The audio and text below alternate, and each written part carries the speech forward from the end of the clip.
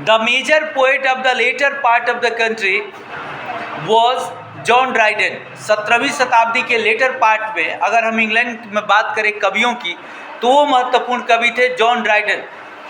His major poetic works Mac Flecknoe and Absalom and Achitophel are satires. उनकी जो महत्वपूर्ण काव्यात्मक रचनाएं हैं उनमें शामिल है मैकफ्लेक्नोई और एब्सोलम एंड एक्विटोफिल। अगर हाइलाइटर है तो इसे हाईलाइट कीजिए। एब्सोलम एंड एक्विटोफिल और मैकफ्लेक्नोई। ये पूछता है कि ये किनकी रचनाएं हैं, आपका जवाब क्या होगा बाबू?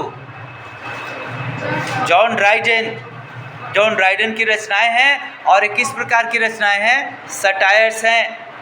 दे deal with the political controversies of the time. ये उस समय के राजनीतिक विवादों को दर्शाते हैं। He is basically a satirist. Underline कीजिए इसको भी। जॉन ड्राइडन के बारे में बोला जा रहा है ही इज बेसिकली अ सैटरिस्ट। वो बता रहे वो एक व्यंग्यकार हैं। व्यंग्यकार समझती है ना, जो व्यंग्य करते हैं लोगों के ऊपर। व्यंग्य का मतलब ये हुआ कि अगर किसी व्यक्ति के अंदर कोई कमी है, कोई बुराई है, तो उसकी प्रशंसा के माध्यम से उसकी बुराई को समाज के बीच ले आना।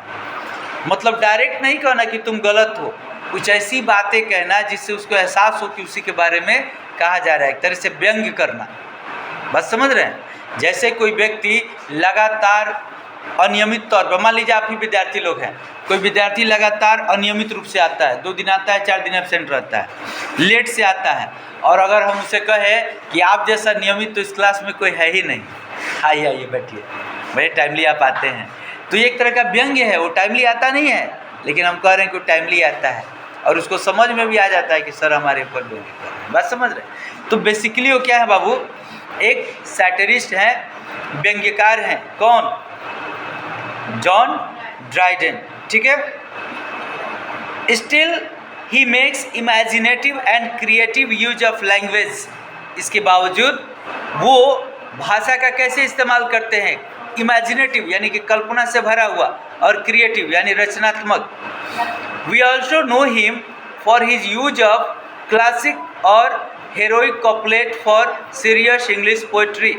हम उन्हें उनके क्लासिक और हेरोइक कॉपलेट के शानदार इस्तेमाल के लिए भी, सीरियस इंग्लिश पोइट्री के क्षेत्र में जो उनका बेहतरीन इस्तेमाल होता है उसके लिए भी उनको हम लोग जानते हैं। ठीक है।